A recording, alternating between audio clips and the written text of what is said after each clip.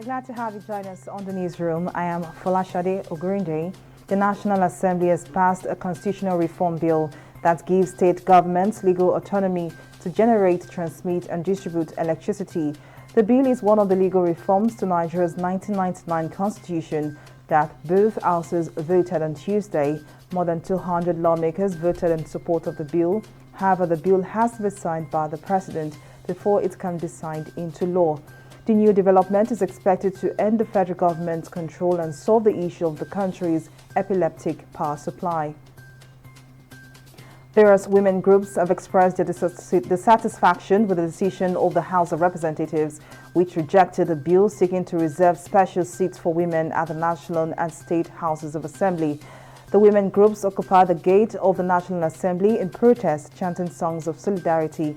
They are asking the federal lawmakers to take another look at the request for 111 seats for the women in the National Assembly, 35% representation and party leadership, and more appointive positions in government.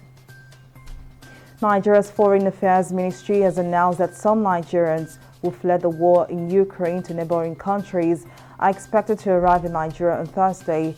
Permanent Secretary of the Ministry of Foreign Affairs, Gabriel Aduda, in the statement noted that the chartered flights will depart on Wednesday to bring the evacuees home. He commended the Nigerian embassies in Hungary, Poland, Romania and Slovakia for receiving stranded Nigerians from Ukraine. U.S. President Joe Biden has sketched out the next phase of his pandemic response, including a new test-to-treat initiative aimed at providing patients with new antiviral medications as soon as they learn they are infected. The president said citizens could get tested for the coronavirus at a pharmacy and, if they are positive, receive antiviral pills on the spot at no cost. Although the pills made by Pfizer have been relatively scarce since the Food and Drug Administration approved them late last year, Biden said in a speech that Pfizer is working overtime to get 1 million pills this month and more than double that next month.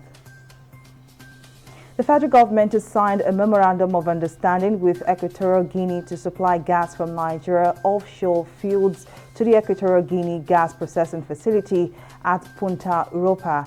Speaking at the MOU signing ceremony in Abuja, the Minister of State for Petroleum Resources, Timi Silva, was signed on behalf of the federal government, said the agreement had kicked off a strategic collaboration across the Gulf of Guinea. He explained that Nigeria's abundant natural gas reserves would complement Equatorial Guinea's gas processing and liquefaction infrastructure.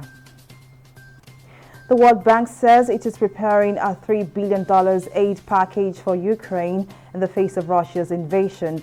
World Bank President David Malpass and the Managing Director of the International Monetary Fund, IMF, Kristalina Georgieva, in a joint statement stated that the funding would start with a fast disbursing budget injection of at least $350 million this week, followed by $200 million for health and education.